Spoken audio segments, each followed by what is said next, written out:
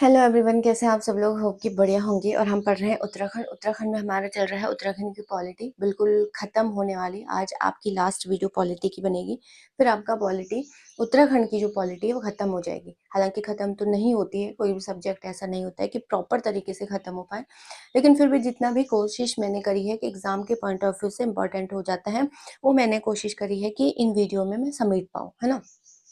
तो इसके बाद इंडियन पॉलिटी रह जाती है। तो अगर पहले मेरा जो रिकमेंडेशन होता है वो ये होता है कि पहले आप इंडियन पॉलिटी को थोड़ा-थोड़ा समझिए। आर्टिकल्स क्या है ना? पंचायती राज सॉरी, अनुसूचियाँ क्या हो जाती है, भाग क्या हो जाते हैं, संशोधन क्या होता है, इन शब्दों को अगर आप समझ पाओगे, तो फिर आप अगर उत्तराखंड की पॉलिटी एक मतलब रफली भी आप देख रहे हो फटाफट रिवीजन के तौर पे, तो कहीं न कहीं समझ में आती है। लास्ट जो वीडियो थी वो हमने पढ़ा था कि नगर निगम क्या होता है, नगर पंचायत क्या हो जाता है, नगर पालिका क्या हो जाता है, कितनी जनसंख्या चाहिए, फिर आपका ये बन जाते हैं, है ना? और अभी उत्तराखंड में चुनाव हुए तो कितने नगर पालिका परिषद, और ये सारी चीज़ें मैं आपको बता चुकी थी।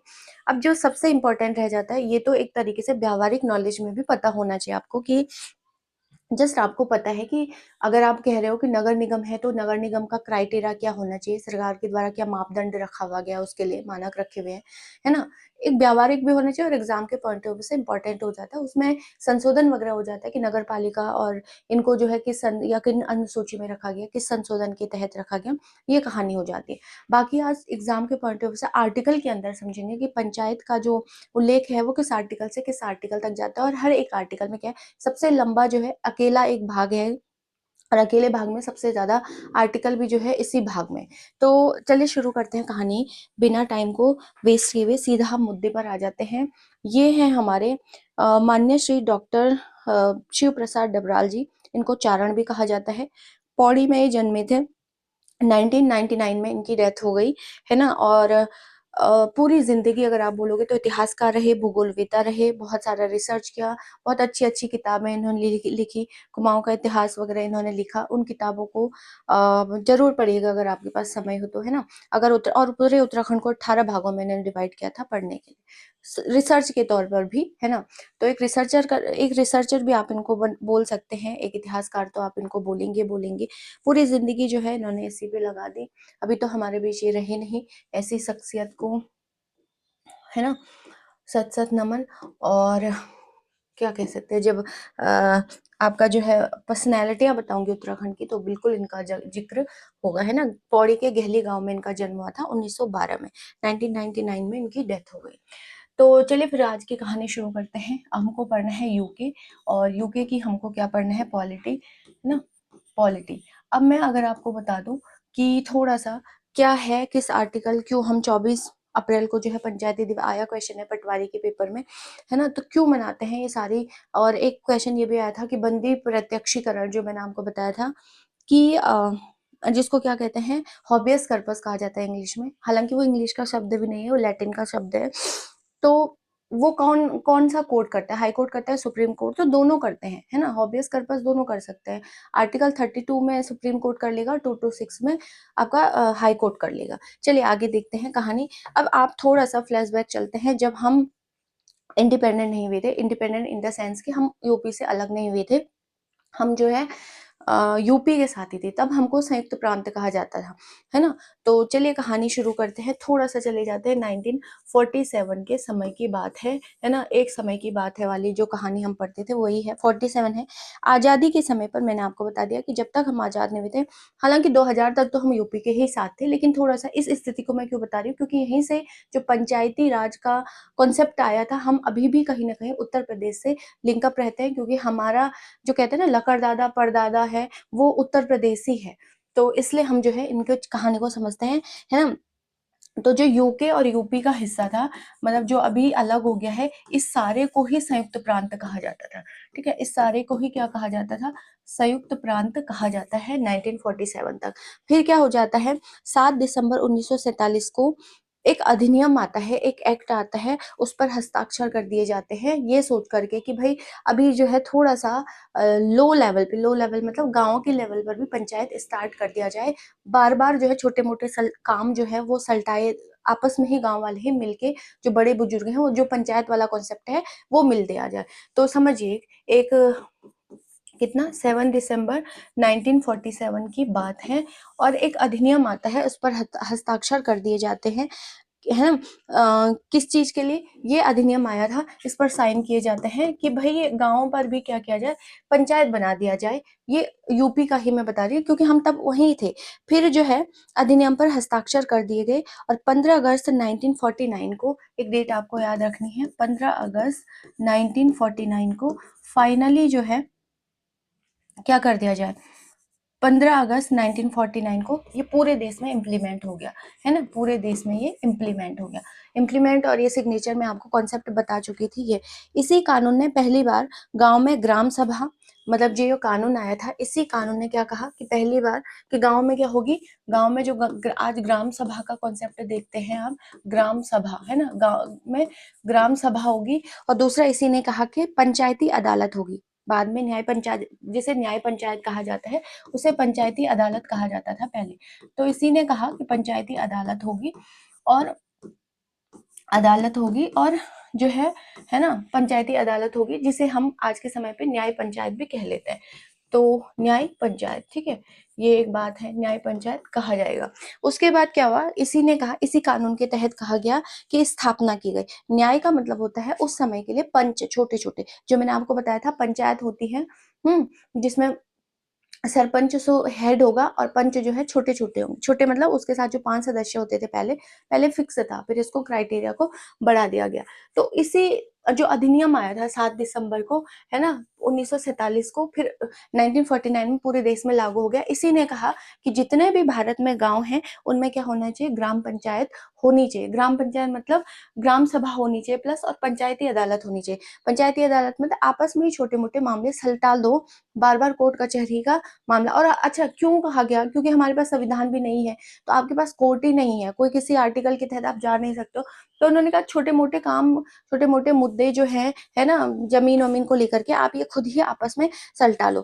फिर 2016 तक यही सलटाते हैं, मतलब आप सोचिए कितनी बड़ी बात है। उसके बाद 47 में आया था, 49 में पूरे देश में लागू हुआ, हम यूपी के साथ ही थे। 2000 में उत्तराखंड बन गया, है ना, यही तो हुआ। 2000 में हम यूपी से अलग हो गए थे और 2016 तक हम इन्हीं, यही पंच हमारा मामला सलटाते थे।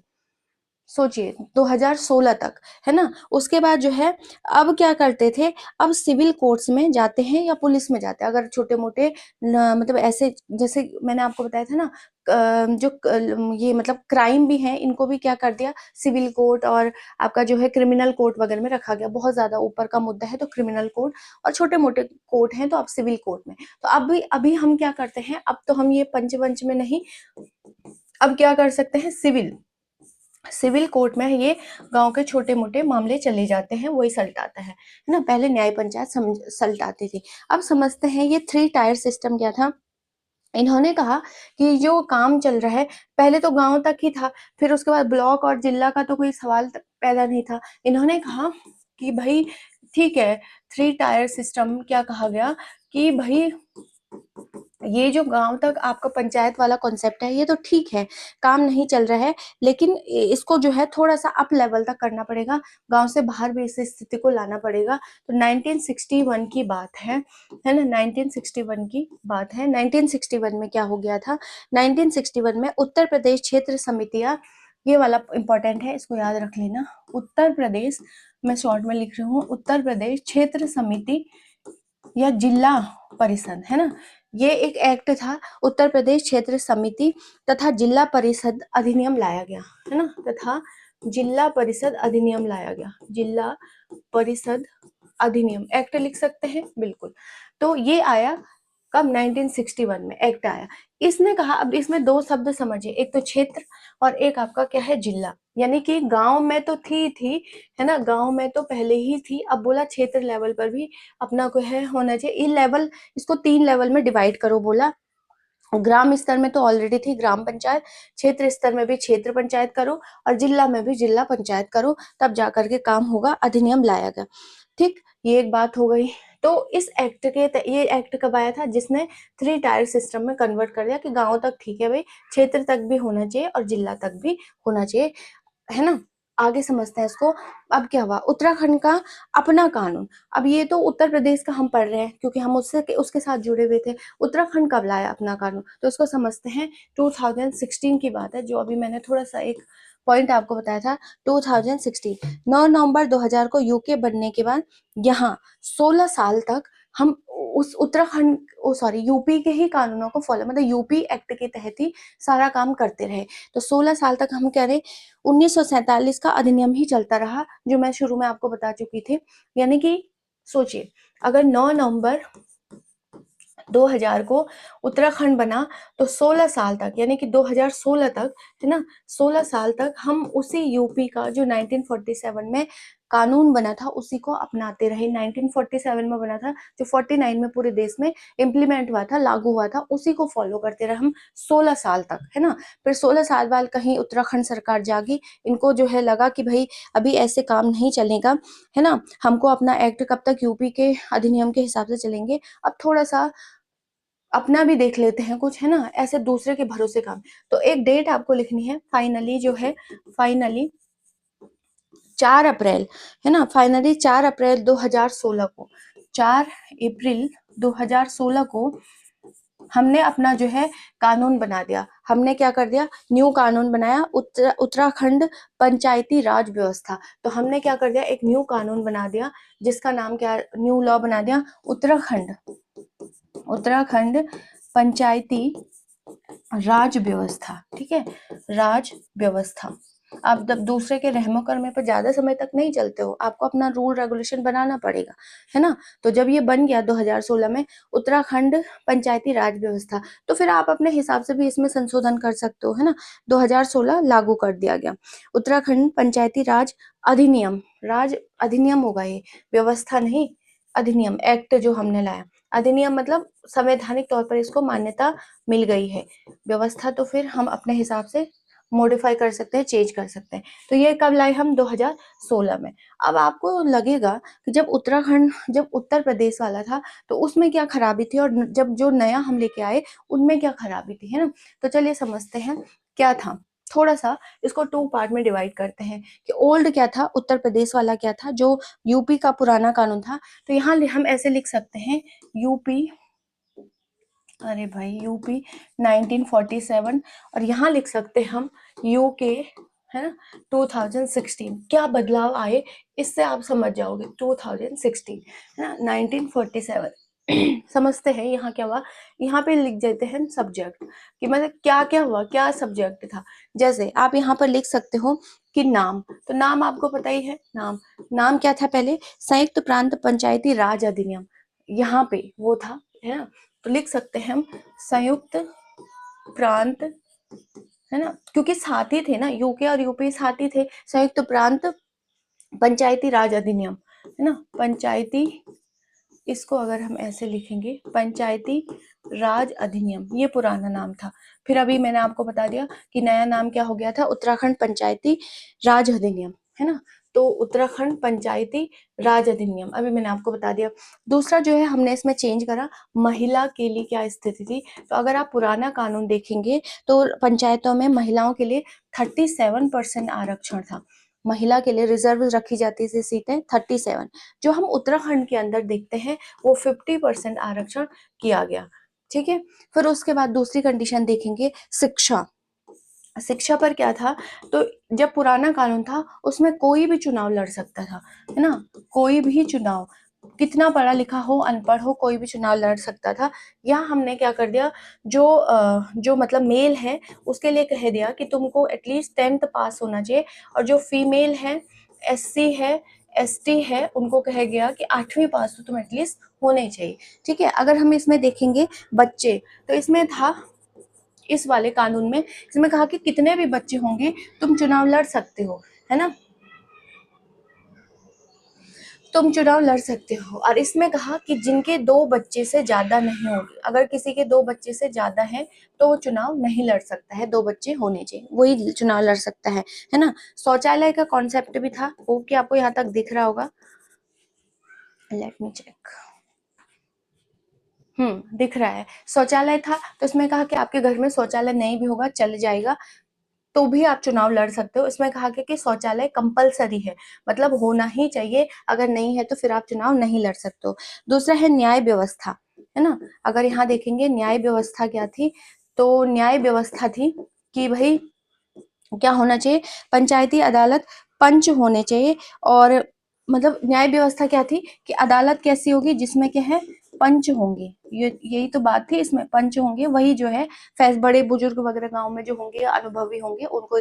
इसमें कहा गया कि कोई पंच वंच नहीं, आपका क्या होना चाहिए, कोर्ट का होगा। मतलब पूरी तरह से ये खत्म कर दिया गया, है ना, पंचायती। ये पूरा जो है पंचवंच का कोई सिविल कानून नहीं, अगर छोटा मोटा है तो सिविल में चला जाएगा, नहीं तो आपका क्रिमिनल में चला जाएगा।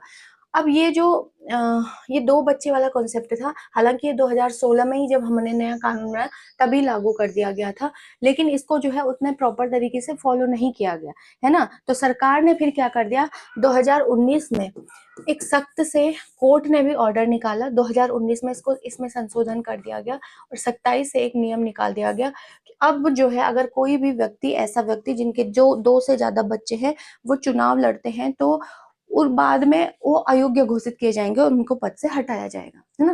पहले 16 से 19 तक तो ये चलता रहा, फिर भी कई लोग जो है वो उठ जाते थे या कुछ भी था। 19 में तो कोर्ट ने भी ऑर्डर निकाल दिया था। यहाँ तक की कहानी आपको समझ आ गई होगी कि क्यों अब जब हम नया कानून लाए तो हमने उसमें क्या संशोधन किया और पुराने वाले में हमने क्या किया, ये हम देख चुके हैं। अब आपको सीधा आ जाते हैं हम कि किस भाग में जो अब आपको सारे पॉइंट एग्जाम के इंपॉर्टेंट हो जाएंगे। आपको एक एक चीज इंपॉर्टेंट याद रखनी है। देखिए, अगर बोलेगा कि पंचायती व्यवस्था की किस भाग में है, ये इकलौता भाग है, भाग 9। इसमें सिर्फ एक ही आर्टिकल है, 243, है ना। क्या लिख रहा है, ठीक है। इकलौता भाग 9 एक ऐसा आर्टिकल है जिसमें सिर्फ एक ही आर्टिकल है, भाग 9 है पूरे संविधान में। भाग 9 जो आर्टिकल है, इसमें केवल एक ही, ठीक है, भाग 9, इसमें केवल एक ही आर्टिकल है, 243। लेकिन 243 का ABCDEFGHIJKL पूरा जोड़ करके कम से कम इसी में पैरा 1 पैरा 2 कर करके कम से कम 40-42 लेके चला गया, इतना ज्यादा जोड़ दिया। और अब जबकि एक ही आर्टिकल है भाग 9 में, भाग 9 में ही किसकी चर्चा है, पंचायत घर। अगर आप सिंपल सा देखेंगे तो किसकी चर्चा है, पंचायत। मतलब जो आप पढ़ रहे हो पूरा कि पंचायत है, ये है ना, पंचायतों के जिक्र किसमें है, भाग 9 में। अगर हम देखेंगे जो चैप्टर के नेम थे पॉलिटी में, उसमें चैप्टर 9 का नाम क्या है, पंचायत घर। अब समझते हैं इसको, गांव की सरकारों के लिए समर्पित है ना। पंचायत घर का मतलब है कि गांव की जो सरकारें हैं, गांव में जो छोटे मोटे मामले होंगे, वो क्या है इसी में सब निपटे जाएंगे। 243 आर्टिकल में क्या है, परिभाषा। तो परिभाषा तो मैं आपको शुरू से ही बताते आ रही हूँ ग्राम पंचायत की, है ना, कि ग्राम पंचायत क्या होगा।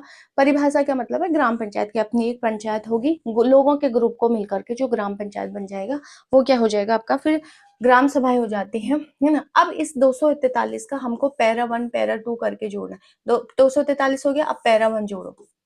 ऐसे पैरा 1 पैरा 2 जो जैसे हिंदी में लिखोगे तो क ख ग हो जाएगा ना। इसमें है ग्राम सभा, 243 के उसमें है ग्राम सभा। ग्राम सभा मैंने आपको बोला था कि छोटे छोटे गांव को मिलाकर के ग्राम सभा बन जाती है, और एक ग्राम सभा का एक ही प्रधान होता है ना। तो ये क्या है, बहुत सारे गांवों को मिलाकर ग्राम सभा आपकी बन जाती है। 243 का पैरा 1 में है, इजी है याद रखने के लिए। अब अगर आपको इसको इंग्लिश में याद करना होगा, ट्रिकी, मतलब एक तरीके से ट्रिक है ये, तो आप इसको ABCD ऐसे करके याद रखना। जैसे A फॉर यहाँ क्या हो जाता है, असेंबली, है ना। तो असेंबली यानी कि असेंबली मतलब इकट्ठा होना, इकट्ठा होना। तो ग्राम सभा क्या है, बहुत सारे गांवों को मिलाकर के बन गया, तो उसे असेंबली कह गया। फिर आर्टिकल 243 का पैरा 2, है ना, मतलब 2, इसमें क्या है, पंचायतों का गठन। तो मैं पूरा, चलो कोई नहीं, पंचायतों का गठन।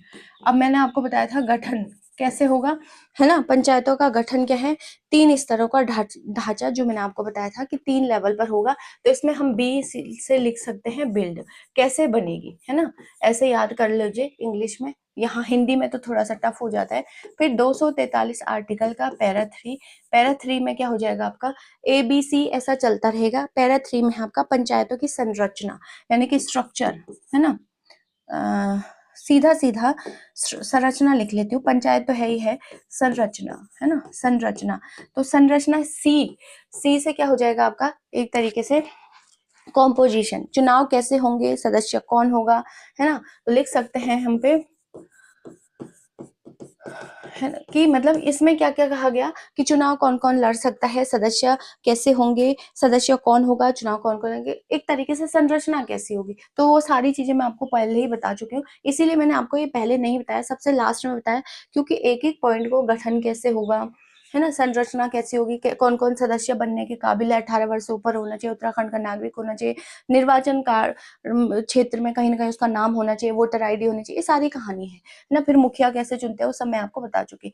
फिर आर्टिकल 243 का चौथा, है ना, पैरा चौथा क्या होगा, इसमें हो जाएगा स्थानों का आरक्षण। तो आरक्षण लिख सकते हैं हम, ये इंपॉर्टेंट है, आया क्वेश्चन है ना। तो ये वाला इंपॉर्टेंट है, PYQ, और इम्पोर्टेंट तो है ही है। आरक्षण डी का मतलब 243 का डी, इसमें क्या हो जाएगा, इनको ABCD भी लिख सकते हो आप, ABCD जैसे वहां लिख रहे हो ना, ऐसे भी क ख ग भी लिख सकते हैं, 1 2 3 4 भी लिख सकते हैं, जैसे आपको ठीक लगे वही। तो आरक्षण में क्या होगा, डिवीजन, तो जिसमें मैंने आपको बताया था, डी का मतलब क्या होगा, डिवीजन। डिवीजन का मतलब होता है कि महिला को कितना मिलेगा, SC ST को कितना मिलेगा। तो मैंने आपको बताया था, पहले 33% था, पहले वाले पुराने, जो पुराना नियम मतलब पुराना पंचायती व्यवस्था हमने अपनाई थी, पंचायती अधिनियम अपनाया था यूपी वाला। फिर जब हम उत्तर प्रदेश में ले आए उसको, तो सॉरी, जब उत्तराखंड का अपना सेपरेट बना, तब तब महिलाओं के लिए कितनी कर दी, फीमेल के लिए कर दी 50%। और ये आया क्वेश्चन है भाई, देख लेना। इसमें क्वेश्चन ऐसे पूछा था कि पहले के नियम में जब हम यूपी के साथ थे संयुक्त प्रांत में, तो उत्तराखंड को जो है महिलाओं की सीट कितनी थी, कितनी आरक्षण महिलाओं को मिलती थी, 33% मिलती थी। फिर कहा गया कि जब यूपी उत्तराखंड का 2016 में अपना कानून बना, तो कितना परसेंट आरक्षण महिलाओं को पंचायत में है ना। तो 50% है। अब एक तो क्वेश्चन ये पूछा था कि अभी पंचायत में महिलाओं के लिए कितना परसेंट आरक्षण है, 50% है। एक क्वेश्चन कहीं ऐसा पूछा था कि 50% आरक्षण किस CM ने करा, मतलब किस उत्तराखंड के किस CM ने किया। तो ये किया आपका भुवन चंद्र खंडूड़ी, BC खंडूड़ी लिख सकते हैं हम, खंडूड़ी, है ना। इन्होंने जो है ये 30% से, सॉरी 33% से बढ़ा करके 50% कर दिया था। आगे देखते हैं 243 का, ये 243 का पांचवा टर्म देखते हैं, मतलब पांचवा पैरा देखते हैं। इसमें क्या है, पंचायतों की अवधि। तो अवधि लिख सकते हैं शॉर्ट में, बिल्कुल लिख सकते हैं। और ई का मतलब क्या होता है, एवरी ईयर, एवरी, तो एवरी 5 ईयर, मतलब 5 सालों में उनका चुनाव होगा, क्योंकि आपको पता ही है कि पंचायत का जो कार्यकाल होता है वो 5 साल का होता है, सदस्यों का भी कार्यकाल 5 साल होता है। ठीक है, तो स्लाइड अभी मतलब चेंज करना पड़ेगा क्योंकि यहाँ पे जगह नहीं है। फिर आते हैं यहाँ पे, फिर देखते हैं 243 का 6, है ना, मतलब पैरा 6 ऐसे देख सकते हो आप। 6 इसमें क्या है, सदस्यों की अयोग्यता, क्या बोल रहा है, अयोग्यता लिख सकते हैं। तो अयोग्यता सदस्यों की ही होगी, अयोग्यता 243 आर्टिकल वही चल रहे हैं, बस उसमें क ख ग या 1 2 3 3 4 ऐसे जोड़ दिए, अयोग्यता फेल। तो अगर हम यहाँ पे ABCDE हो गया था, छठवें पे F आता है, तो यहाँ पे लिख सकते हैं फेल। फेल का मतलब होता है कि कौन कौन चुनाव नहीं लड़ सकता है। जैसे मैंने आपको बताया था कि जिनके 2 बच्चे होंगे वो चुनाव नहीं लड़ सकते हैं, ये एक नया नियम निकाल दिया गया था, है ना, 2019 में फाइनली संशोधन करके। तो फेल मतलब जो चुनाव कौन कौन नहीं लड़ सकता है।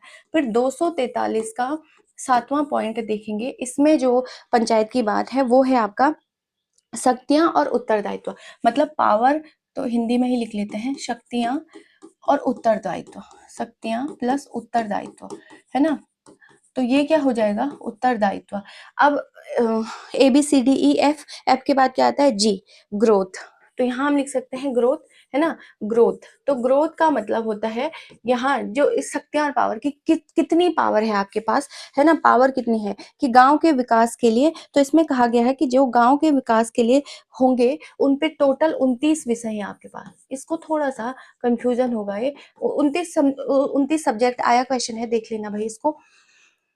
29 सब्जेक्ट का मतलब है कि गांव पर जो भी विकास कार्य होंगे या जो भी फंडिंग आ जाएगी, चाहे सेंट्रल गवर्नमेंट कर रही है, चाहे उसी स्टेट की गवर्नमेंट कर रही है, चाहे वो स्थानीय पंचायत है वहां से अपने मतलब जैसे मैंने बोला था हाट वगैरह जो थोड़ा बहुत वो वसूलते हैं वहां से पैसा, उसका जो है वो सिर्फ केवल 29 सब्जेक्ट है, 29 विषय दिए गए हैं, उन्हीं 29 विषय पे, जैसे सिंचाई हो गया, सॉरी, सफाई हो गया आपका, जो है आपका लाइट वगैरह पे खर्च करना है, पानी पे करना है, आपका जो है कृषि पर करना है, तो ये 29 सब्जेक्ट पे ही कर सकता है। गाँव अपने यहाँ विकास का काम जो है, जो 29 सब्जेक्ट आपको देखना है, ये 29 सब्जेक्ट कौन-कौन है, तो आप गूगला कर सकते हो, गूगला जिंदाबाद, है ना? गूगल से आप पूछ सकते हो, पूरी की पूरी 29 सब्जेक्ट की लिस्ट दे। तो जैसे गाँव में क्या ही होगा, पानी का सबसे मेन दिक्कत होती है, थोड़े बहुत रास्ते खड़ंजे वगैरह हो जाते हैं, नालियाँ हो जाती है, साफ-सफाई हो जाती है ना? कभी गाँव में होता है ना कि श्रमदान करवा, कोई रास्ता है बहुत झाड़ी झक्कड़ हो गया तो काट लेते हैं आपस में। तो और मान लीजिए बहुत बड़ा है, तो जब आपको जैसे ऐसे जेसीबी वगैरह की जरूरत पड़ी है, तो 29 विषय इसमें जो है, तो आप उनको बुला सकते हैं, फंडिंग तो होती है। तो ये 29 सब्जेक्ट है। तो ग्रोथ कैसे हो, ये ग्रोथ ही तो हो रहा है, एक तरीके से ग्रोथ हो रही है ना, कि आपको पावर दे दी गई है कि आपके पास ये 29 सब्जेक्ट है भाई, इनमें जो भी आपको लग रहा है कि कहीं लैक हो रहा है, कमी हो रही है, तो आप जो है पैसा लीजिए सरकार से और इन 29 सब्जेक्टों में किसी पे भी, ताकि गाँव का भी डेवलपमेंट हो। क्योंकि गाँव-गाँव जब मिलेंगे तो ब्लॉक बनेगा, अच्छा ब्लॉक-ब्लॉक जब मिलेंगे तो जिला-जिला बनेगा, तो फिर राज्य-राज्य, तो देश, फिर जाकर के कहीं देश का विकास होगा। आर्टिकल 243 ही रहेगा। इसका 8वां पॉइंट देख लेते हैं कि अब क्या है इसमें। इसमें है आपका करारोपण यानी टैक्स की शक्ति। तो सीधा-सीधा लिख सकते हैं, करारोपण ही बोलेगा आपको हिंदी में। तो अगर आप यहाँ सकते हैं टैक्स की शक्ति, मतलब टैक्सेशन कैसे किया जाएगा, ये आपको ध्यान रखना है ना। तो हैज़ पैसा यानी कि मैंने आपको बोला था एच हो जाएगा ना, एच, तो एच का मतलब होता है हैज़ पैसा, मतलब आपके पास कैसा आ सकता है। तो अब मैंने बोला था आप टैक्सेशन कर सकते हो, स्थानीय जो मेले होते हैं, बाजार वगैरह होते हैं, वहां से आपने क्या कर दिया, पैसा वसूल कर दिया। वसूल का मतलब पैसा आप वहां से टैक्सेशन कर सकते हो। आर्टिकल 243 से रहेगा। इसका 9 देखते हैं। इसका 9 है, या ABCD भी आप देख सकते हो, है ना। तो इसका 9 में क्या हो जाएगा आपका, पंचायतों का वित्त आयोग। तो वित्त आयोग देख सकते हैं, वित्त आयोग, है ना। वित्त आयोग मतलब हर एक के पास अपना एक पर्स होता है ना, यही होगा। तो पंचायतों का भी अपना एक पर्स है जिसमें वो पैसा रखते हैं अपने लिए। तो पंचायतों का वित्त आयोग, यहाँ लिख सकते हैं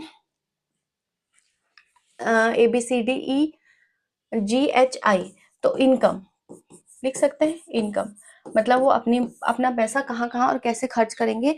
बंटवारे के लिए आयोग, पैसों के बंटवारे के लिए जो आयोग है ना, कि जैसे कोई आपने एक पर्स बना दिया, उस पर्स में रख दिया इतना, सफाई के लिए इतना जो है, नाली बनाने के लिए इतना जो है, पानी वानी के लिए जो भी है मुद्दा उस पर है।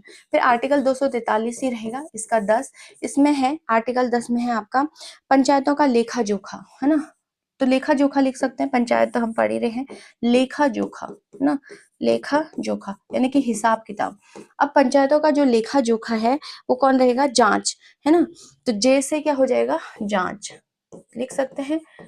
ये याद करने की एक ट्रिक है, ऐसा कुछ नहीं है। अगर आपको ये याद है तो बढ़िया है, नहीं है अगर आप फर्स्ट टाइम देख रहे हैं तो आप उससे भी काम कर चल लाओगे तो हो जाएगा। तो हिसाब किताब है।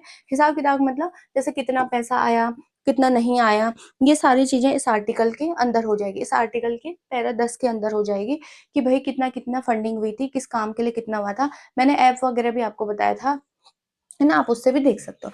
फिर है आर्टिकल 243 का 11।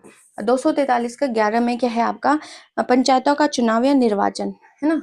तो चुनाव भी लिख सकते हैं या फिर निर्वाचन, निर्वाचन। और तो यहाँ क्या IJ, फिर यहाँ हो जाएगा के मतलब कुर्सी, है ना, कुर्सी। तो कौन कौन लड़ेगा, कैसे लड़ेगा, वो सब मैं आपको बता चुकी थी। चुनाव करने वाला, तो सिंपल सी बात है, चुनाव या निर्वाचन कौन कराता है, अगर आप देखोगे यहाँ पे, तो यहाँ पे हो जाएगा राज्य निर्वाचन आयोग, भाई वही तो कराएगा, है ना। राज्य निर्वाचन आयोग वो जो है करवाता है। फिर नेक्स्ट पॉइंट अगर हम इसमें देखेंगे क्या है, अभी 200 आर्टिकल 243 चलेगा। 243 का क्या कितना चलेगा, के तो हो गया 12, है ना। 243 का वही लिख लेते हैं, कोई बात नहीं, एल, JKL, है ना, एल लिख लेते हैं। एल में क्या हो जाएगा आपका, संघ राज्य क्षेत्रों में लागू होना। ये इंपॉर्टेंट है भाई, संघ राज्य क्षेत्रों में लागू होना। अब ये थोड़ा बाउंस मारेगा आपको, क्योंकि ये वाला टर्म मैं नहीं बता पाई थी। संघ क्षेत्र राज्य क्षेत्रों में लागू होना, है ना, में लागू होना। तो इसको देखते हैं, लागू होना ये क्या है ना, लागू होना। ये तो इतना दिमाग खराब हो जाता है मेरा, इससे पूरा मूड खराब कर लेता है ना। संघ क्षेत्र में लागू होना। अब देखते हैं इसमें क्या है, एल से है तो एल से क्या हो जाएगा आपका संघ अब पहले यूनियन टेरिटरी समझते हैं, एल मतलब, है ना।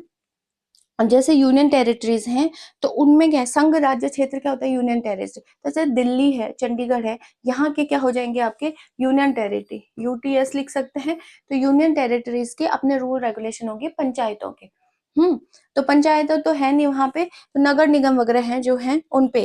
पर ठीक है, अभी जो दिल्ली वगैरह में है, जो बिल्कुल चंडीगढ़ वगैरह में, वहां पे भी क्या हो सकते हैं, उनके अपने रूल रेगुलेशन हो सकते हैं पंचायत को लेकर के, तो आप हस्तक्षेप नहीं करोगे।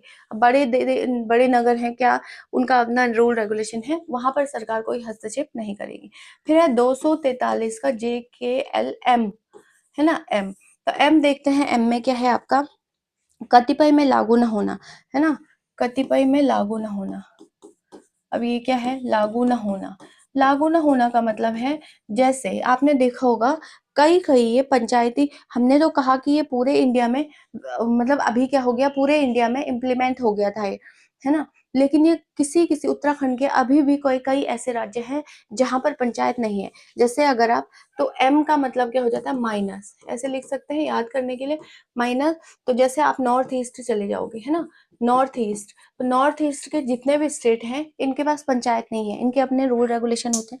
ओहो, इनके अपने रूल रेगुलेशन होते हैं, इनके पास पंचायत नहीं होती है। तो जैसे आप समझ सकते हो, ऐसे भी समझ सकते हो, जैसे उत्तराखंड में जनजातियां हैं तो जनजातियों के अपने रूल रेगुलेशन है। अभी यूसीसी आया था तो सबसे पहले उसमें यही टर्म था कि यूसीसी के अंदर जितने भी प्रावधान है, यूसीसी पढ़ाऊंगी अच्छे से, जितने भी प्रावधान है वो क्या हो जाएगा, जनजातियों पर लागू नहीं होंगे, बाकी सारी कैटेगरी पे लागू होंगे। तो वैसे ही नॉर्थ ईस्ट की जितने भी स्टेट हैं इनके अपने रूल रेगुलेशन है।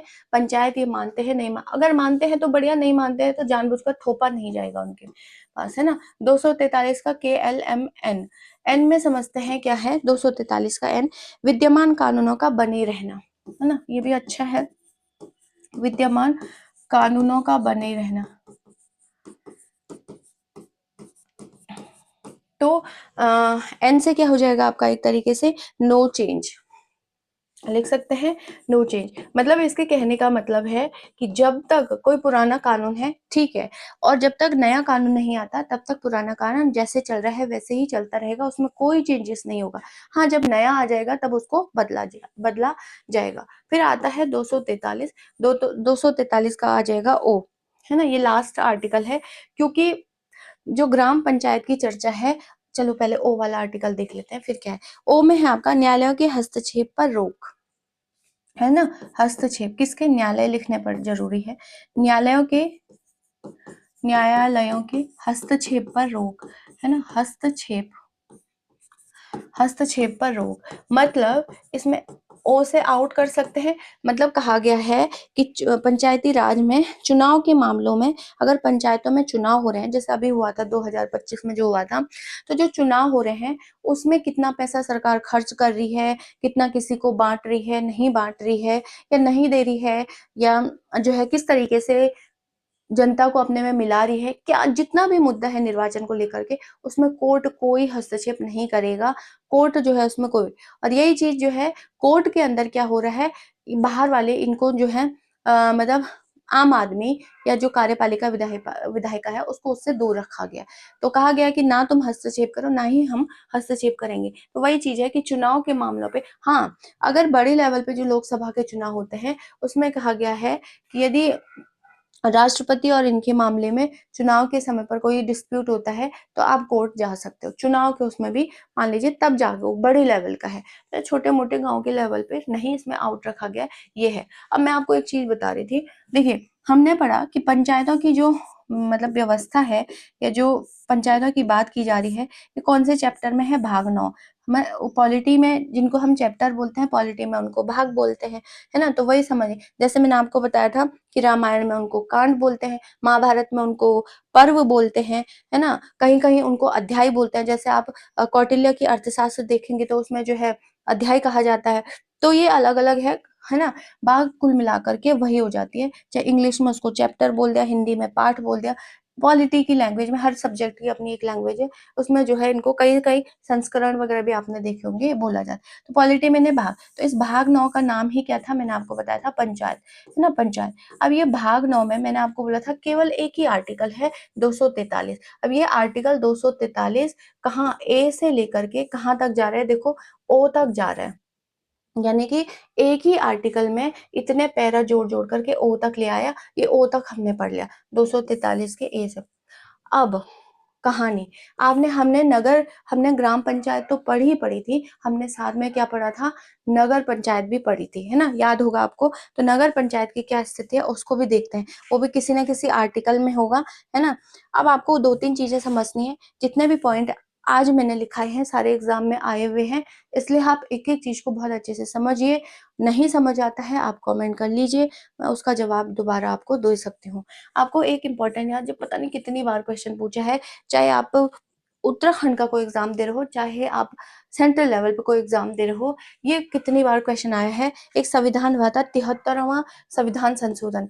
अब आप ये मत कहना कि आपको संशोधन नहीं पता, संशोधन का मतलब होता है, भीमराव अंबेडकर साहब जी ने कहा था, आने वाले भविष्य में यदि किसी को लगे कि इनमें जो है, जो भी संविधान मैंने लिखा है उसमें चेंजेस करने की जरूरत है, चाहे जनसंख्या के आधार पर आप समय के साथ करोगे, चाहे जो है आपको लग रहा है कि कोई नियम, क्योंकि क्राइम बढ़ेंगे, कुछ नए नए जो है अपराध होंगे, कुछ नई चीजें निकलेंगी, देश में टेक्नोलॉजी बढ़ेगी, एजुकेशन का लेवल बढ़ेगा, हालांकि स्थिति कुछ और है, तो आप उसके हिसाब से इसमें संशोधन कर सकते हो। तो कहा गया कि इसमें तोड़ मरोड़ कर सकते हो, हेर फेर कर सकते हो, जोड़ सकते हो, किसी का उठा के कहीं रख सकते हो, लेकिन जो मूल स्ट्रक्चर है संविधान का उसको नहीं छेड़छाड़ करोगे। केशवानंद भारती जो केस हुआ था वो इसी विवाद पर हुआ था, उसको भी समझाऊंगी इंडियन पॉलिटी में कभी, ऐसे ही मजेदार है। 73वां संविधान संशोधन हुआ 1992 में, कब हुआ था, 1992 में। और इस संविधान संशोधन में भी कहा गया पंचायती राज को संवैधानिक दर्जा दिया गया था। ये मैं आपको पहले भी बता चुकी थी कि पहले तो पंचायती राज पहले भी था, 1882 से ही आ गया था, है ना। मेयो वगैरह के समय पे मेयो ने सबसे पहले कर दिया था, फिर जो है आपका जो है ये रिपन आया, रिपन ने फिर इसको स्थानीय स्वशासन को लागू कर दिया, तो तब से चल रहा था। लेकिन इसको जो है, जो राज्य की मर्जी आती है वो करता, जो जिसकी नहीं आती वो नहीं करता। लेकिन जब इसको संवैधानिक दर्जा दिया गया संविधान के अंदर, है ना, जब संवैधानिक दर्जा वाली स्थिति आ जाती है, तब जो है आपको बाध्य हो जाते हो आप मानने को, इसका मतलब कोर्ट ने भी अप्रूवल कर दिया है। अब आप इसकी उल्लंघना, मतलब क्या बोलते हैं उसे, उल्लाहना या जो भी है, उल्लंघन करोगे तो आपको सजा भुगतने के लिए भी आप तैयार रहना। तो 73वां संविधान संशोधन 1992 में जो हुआ था, इसमें इसको जोड़ दिया गया ग्राम पंचायत को 11वीं अनुसूची में। 11वीं अनुसूची, टोटल अनुसूची कितनी है, अब कोई बोलेगा अनुसूची क्या होती है ना, मैं 1000 बार बता चुकी हूँ। अगर पॉलिटी आपको 395 आर्टिकलों को समझना है और मैं बोलूँ कि आपको बहुत ज्यादा कम समय में समझना है, तो आप तो या तो भाग पढ़ लिए, भाग 22 भाग हैं, उससे भी कम समय में समझना है तो अनुसूची देख लिए। टोटल 12 अनुसूची है, आपको समझ आ जाएगा कि किस किस चीज के बारे में, इसके बारे में बात। तो 11वीं जो अनुसूची है, जब 73वां संविधान संशोधन हुआ 1992 में, 11वीं अनुसूची में किसको जोड़ दिया गया, जो अभी तक हम पढ़ चुके थे, ग्राम पंचायत, इनको जो है इसमें जोड़ा गया, ग्राम पंचायत को, ठीक है।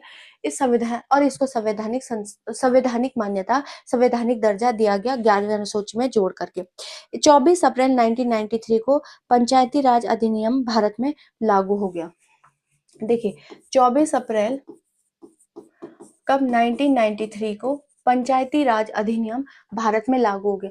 ये तो संशोधन हो गया था, फिर पंचायती राज अधिनियम, है ना, पंचायती राज, ये जोड़ा गया था इसमें। तो 73वां संविधान संशोधन जो 1992 में हुआ, और इसमें जो है ना, 1992 में हुआ, इसमें क्या कर दिया गया था, 11वीं अनुसूची में इसको जोड़ दिया गया और संवैधानिक मान्यता इसको मिल गई। जब संवैधानिक मान्यता मिल गई तो फिर कहा गया कि भाई अभी इसको तो संविधान के अंदर भी हमने डाल दिया है, अब इसको पूरे देश को मानना ही पड़ेगा। फिर एक डेट आती है साहब आपके पास, 24 अप्रैल 1993 की पंचायती राज अधिनियम ये आया था। एक अधिनियम जब शब्द आएगा तो समझ लेना ये प्रॉपर होके आया, मतलब राष्ट्रपति के साइन, लोकसभा, राज्यसभा सब जगह से होकर के आया है। इसको इंग्लिश में एक्ट कहा जाता है, वही वाली स्थिति है। पंचायती राज अधिनियम आया है ना। और भारत में ये पूरे भारत में लागू हो गया, क्योंकि संविधान में तो उसको दर्जा दे दिया गया था, पूरे भारत में लागू हुआ। इसीलिए 24 अप्रैल को हम क्या मनाते हैं, पंचायती दिवस मनाते हैं। ये आया क्वेश्चन है, पटवारी का पेपर देख लेना कि पंचायती दिवस कब मनाया जाता है। तो इसीलिए क्या किया जाता है, 24 अप्रैल को पंचायती राज दिवस हम मनाते हैं हर साल। 24 अप्रैल को अभी आने वाला है, 24 अप्रैल को पंचायती राज दिवस मनाया जाता है, इसीलिए क्योंकि पूरे भारत में ये लागू हुआ था और उससे पहले उसको संविधान में दर्जा दे दिया गया था, है ना। तो ऐसे ही करोगे, पहले आप दर्जा दोगे तभी तो लागू करोगे, लागू पहले कर दिया दर्जा बाद में दे रहे हो, ऐसे तो नहीं चलेगा। फिर जो है आपको समझना है कहाँ से शुरू हुआ था। अगर हम स्टार्टिंग इसका शुरू से देखेंगे तो 2 अक्टूबर को मैंने आपको बताया था 1959 को ये स्टार्ट हुआ था। कहाँ, राजस्थान के नागौर से शुरू हुआ था। बट जब तब भी इसको संवैधानिक दर्जा नहीं दिया गया था। मतलब राजस्थान ने ऐसे ही इसको, जैसे मिड डे मील स्टार्ट किया था किसने, तमिलनाडु ने, वैसे ही जो है बात चल रही थी, तो राजस्थान ने कहा कि हम क्रेडिट ले देते हैं, पूरे भारत में पहला जो राज्य है वो हमारा हो जाएगा। तो संवैधानिक दर्जा नहीं थी, कोई स्टेट मानता था, कोई नहीं मानता था। हालांकि ये शुरू यही हो गया था, कहाँ, राजस्थान के नागौर से शुरू हो गया था। राजस्थान के नागौर से सबसे पहले इसने ही शुरुआत किया, इसने अपना लिया था। लेकिन ऐसा थोड़ी है कि सब नहीं अपनाया, इसने अपनाया तो सबने अपनाया, नहीं, जिसकी मर्जी आ रही थी वो अपना। लेकिन जब संवैधानिक मान्यता आपको मिल जाती है तब आपका जो है आपको मानना ही पड़ेगा। अब एक बात आती है कि पंचायती राज जो है वो राज्य सूची का विषय है, ये भी आपको याद रखना है, क्योंकि राज्यों में पंचायत है तो जाहिर सी बात है राज्य सूची का विषय होगा ये, है ना। राज्य सूची का ये विषय है। राज्य सूची होता है समवर्ती सूची में, समवर्ती सूची वो होता है जिसमें केंद्र और राज्य दोनों नियम बना सकते हैं। राज्य सूची होती है जो केवल राज्य बनाएगा, और संघ सूची होगी जिसमें केवल केंद्र बनाएगा। ठीक है, अब आगे की कहानी समझते हैं। अब क्या होगा, एक इम्पॉर्टेंट चीज और समझनी है आपको। ये तो हमने ग्राम पंचायतों की बात करी। जो नगर निकाय हमने पढ़े थे कि नगर पालिका, नगर परिषद, नगर पालिका परिषद पढ़ा था हमने, नगर पंचायत पढ़ा था और नगर निगम पढ़े थे। उनके लिए भी तो किसी न किसी आर्टिकल के अंदर डाला गया होगा, कोई ना किसी भाग होगा। तो समझते हैं इसको, है ना। भाग 9 तो उनके लिए क्या है, भाग 9 ही है। तो आपको क्या है, अच्छा पहले एक चीज लिख लीजिए, एक संविधान संशोधन फिर हुआ 74, 73वां तो वो हो गया, 74वां संविधान संशोधन हुआ 1993 में, है ना, 1993 में, है ना। क्योंकि 73वां संविधान 1992 में हुआ और 74वां संविधान ठीक एक साल बाद 1993 में हुआ। इसमें कहा कि जो शहरों के लिए है ना, इसमें कहा गया कि यह शहरों की नगर पालिकाओं के लिए था। जो शहरों में कौन थी, नगर पालिका थी, उसके लिए था। शहरों में क्या था, नगर पालिका थी, है ना, उसके लिए था। जैसे गांव में ग्राम पंचायत के लिए था कि आर्टिकल के अंदर डाल दिया, वैसे ही इस अमेंडमेंट में कहा गया कि जो शहरों में नगर पालिका है, यह अनुच्छेद, है ना, उनके लिए भी है कि भाई ये भी संवैधानिक आपको मान्यता इसमें दे दी गई संवैधानिक दर्जा के हिसाब से। और आपको क्या कर दिया गया, 74वां संविधान संशोधन के तहत शहरों में भी अनिवार्य कर दिया कि भाई ये क्राइटेरिया होना चाहिए, ये नगर पालिका बनेगी, ये नगर पालिका परिषद बनेगी, ये नगर पंचायत बनेगा और ये नगर निगम बनेगा। क्योंकि 3 है उसके, नगर निगम सबसे बड़ा है, फिर नगर पालिका आ जाती है बीच की, नगर पालिका परिषद, और नगर पंचायत सबसे छोटा हो जाता है। ठीक, अच्छा तो कौन से अमेंडमेंट के तहत, 74वां अमेंडमेंट जो 1993 हुआ, इसमें नगर पालिकाओं से संबंधित है, बहुत बार क्वेश्चन आया। अब आपने पीछे एक आर्टिकल देखा, भाग 9 में ही इसकी चर्चा है, नगर पालिका और नगर मतलब ग्राम पंचायत की, मतलब भाग 9 इसी चैप्टर में हमको दोनों चीजें पढ़नी है। तो आपको अभी मैंने आपको बताया भाग 9 है, आर्टिकल फिर इसमें 243 है। इसी आर्टिकल के तहत नगर पालिकाओं की भी बात की गई, ग्राम पंचायतों की भी बात की गई। लेकिन मजेदार बात, 243 के, है ना, 243 के ए से लेकर के और ओ तक तो किसकी चर्चा है, ग्राम पंचायत की, है ना, ग्राम पंचायत की। लेकिन इसी आर्टिकल का 243 के ओ से, 243 के ओ से और फिर यहां से आने के बाद 243 के जी तक जाता है, इसमें है नगर पालिका की चर्चा। अब आप बोलोगे क्या बोल रही है, कचाइन हो रहा है। ठीक है, बिल्कुल हो रहा होगा, मैं समझ सकती हूँ। देखिए, जब ABCDEFGHIJKLMN ओ तक जाता है, ओ के बाद क्या आ जाता है, अच्छा ये पी से होगा, सॉरी, मतलब पी, ओ तो यहीं आ गया था ना, पी से लेकर के ये जी तक है, मतलब OPQRSTUVWXYZ, फिर ABCD, तो ये जेड जी हो जाएगा। ठीक है, यहाँ तक जो है इसकी चर्चा है जेड जी तक, यानी कि 243 के पी से शुरू होती है नगर पालिका और 243 के जेड जी तक जाती है। जेड जी का मतलब समझ रहे हो? पी के बाद क्या आएगा? P Q R S T U V W X Y Z, फिर ए बी सी डी, क्योंकि जेड तो खत्म हो गया, फिर A B C D E F G, यहाँ तक जाएगा। इस इतने आर्टिकल में नगर पालिका की चर्चा है। जैसे एक एक करके आपने आर्टिकल ए से ओ तक ग्राम पंचायत।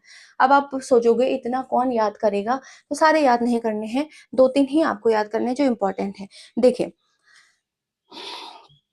मैंने आपको बोला था जब संवैधानिक मान्यता दी गई 1993 में 74वां संविधान संशोधन के अंदर नगर पालिकाओं को, तो इनको 3 स्तर पे डिवाइड कर दिया गया था। नगर पंचायत, नगर पंचायत, नगर पालिका परिषद और नगर निगम, 3 लेवल पे। तो इनको भी जो है आर्टिकल के तहत डाला गया है, क्योंकि आपको दो सारे याद नहीं करने हैं। 243 का टी है जिसमें आरक्षण कहा गया है ना, जिसमें आरक्षण कहा गया। तो आरक्षण क्या है, इसमें मैंने आपको बता दिया था कि इसमें भी सेम चीज है कि फीमेल के लिए क्या कर दिया गया, 50% जो है आरक्षण रखा गया। इंपॉर्टेंट है, बहुत बार क्वेश्चन आया है। 243 का भी देखोगे आप, 243 का भी, तो इसमें है कार्यकाल सेम ही है आपका, कितना हो जाता है, 5 साल, है ना। पंचायत का भी और सदस्यों का भी कार्यकाल 5 साल का आपका हो जाता है, जो बोर्ड होता है। फिर है 243, 243 का डब्ल्यू है, इसमें आपको पढ़ना है शक्तियां। ठीक है, शक्तियां। अब आपको पता होगा कि जो हमने गांव में शक्तियां पढ़ी थी, गांव में है 29 विषय पर आप जो है अपने लिए नियम कानून बना सकते, नियम कानून नहीं, 29 विषयों पर आप अपने लिए फंडिंग कर सकते हो, पैसा मांग सकते हो सरकार से। 29 विषय आपको टोटल दिए गए हैं, लेकिन नगर पंचायत में आपके पास केवल कितना होता है, 18 ही होते हैं। तो ये 29 जो सब्जेक्ट हैं, ये आपके पास था 11वीं अनुसूची में, है ना। 11वीं अनुसूची के तहत आपको 29 सब्जेक्ट दे दिए गए। इन 29 सब्जेक्टों पर आप अपने गांव में जो है फंडिंग कर सकते हो कि भाई इस फलाना, ये जो सब्जेक्ट के अंदर होगा, आप ऐसे समझ, मान लीजिए इस सब्जेक्ट के अंदर, एक एग्जाम्पल मैं दे रही हूँ कि पेड़ लगाना इस सब्जेक्ट के अंदर नहीं है ना, और आपने फंडिंग करी सरकार से कि भाई हमको पेड़ लगाने के लिए पैसा दो, सरकार नहीं देगी, क्योंकि 29 विषय के अंदर नहीं है। ऐसे समझिए, जितने विषय इसके अंदर हैं उन्हीं के लिए आप सरकार को कह सकते हो कि हमको फलाने फलाने सब्जेक्ट पे काम करना है, हमको पैसा दो। जो सब्जेक्ट से बाहर होगा उसमें सरकार आपको पैसा नहीं देगी। तो ये किस अनुसूची के तहत जोड़ा गया, 11वीं। टोटल 12 अनुसूची है ना संविधान में, तो 11वीं अनुसूची में ग्राम पंचायत की चर्चा है। मैं ग्राम पंचायत की बात कर रही हूँ अभी, लेकिन नगर पंचायत में जो आपको पावर दी गई है, कितने विषय पर दी गई है, तो ये केवल 18 विषय पर ही आपको दी गई है। गांव में ज्यादा दी गई है, यहाँ पर आपको केवल 18 विषय के ही, और ये जोड़ा गया था 12वीं अनुसूची। तो होगी 12वीं अनुसूची। 10 में तो अगर आप देखोगे यहाँ तो दल बदल है, 2 से 10, 2 से दल बदल, है ना। तो ये 18 ही है। तो अगर आपको ऐसे समझना है, गांव में 29 विषयों पर आप फंडिंग पैसा मांग सकते हो, जो 29 विषय थी। शहरों में आप 18 विषयों पर ही पैसा मांग सकते हो सरकार से, इसके अलावा सरकार आपको कोई फंडिंग नहीं करेगी। ग्राम पंचायत की चर्चा 11वीं में, क्योंकि छोटा है गांव, बिल्कुल लो लेवल पे है, और थोड़ा बड़ा 12वीं, अंतिम, ऐसे करके याद रख सकते हो। यही टर्म पेपर में बहुत बार आया हुआ है। ठीक है, बाकी आप देखते हैं 243 का इसमें जेड है। जेड में कहा गया है कि महानगर योजना। ये महानगर योजना क्या होती है, महानगर योजना यानी कि जो बड़े बड़े गांव हैं, गांव नहीं, जो बड़े बड़े शहर हैं, उनके विकास के लिए कैसे कैसे जो है विकास के लिए कमेटियां बना दिया जाए। जो बड़े बड़े, जैसे आप देहरादून वगैरह देखोगे, है ना, और आपका ये हल्द्वानी वगैरह देखो, जो बड़े बड़े जो एक तरीके से महानगर है, हरिद्वार वगैरह देखोगे, तो कहा गया कि इनके विकास के लिए, डेवलपमेंट के लिए, क्योंकि यहाँ पर क्या हो जाता है, कैपिटल भी हो जाती है। जैसे देहरादून आप देखोगे तो कैपिटल भी है, तो फैसिलिटी कैसे ज्यादा से ज्यादा मिल पाए, एजुकेशन हो, हेल्थ हो, सड़क नालियां अच्छी हो, लाइट्स वगैरह हो, है ना, छोटे मोटे जरूरतों के लिए, लोगों के लिए सामान जो होता है, बेसिक चीजें, वो सब अवेलेबल करा पाए। तो इसमें चर्चा है कि आप छोटे मोटे ग्रुप्स वगैरह बना सकते हैं, कमेटी बना सकते हो, ताकि वो अपने अपने एरिया का बता पाए, या एक तरीके से बेसिक लेवल पर रिसर्च कर पाए और बता पाए कि फलाना महानगर में या फलाना नगर में जो है ये दिक्कत परेशानी आ रही है। तो ये था आपका एग्जाम के पॉइंट ऑफ से इम्पोर्टेंट सारा निचोड़ जो था, ये कहानी बस बस इतनी थी। अब मुझे आपको यही समझाना था पूरा, और थोड़ा सा एक दो पॉइंट और समझाना था।